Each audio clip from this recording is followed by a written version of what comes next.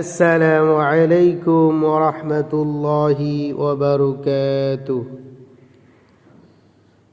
সম্মানিত মুসলমান ভাই ও বোনেরা, আমরা সঠিক উচ্চারণ পড়ি ও পড়ছিলাম, তো সেটারই উচ্চারণ শিখবো ইনশাআল্লাহ।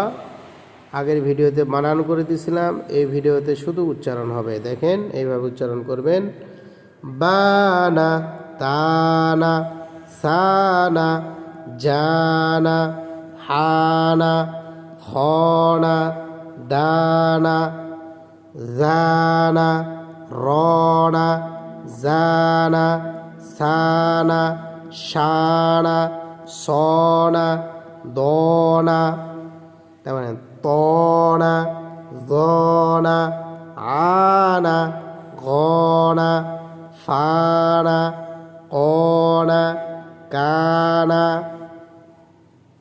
লানা, মানা, নানা, ওয়ানা, হানা, আনা, ইয়ানা। তো এইভাবে শুধু আমরা উচ্চারণ করব ইনশাআল্লাহ।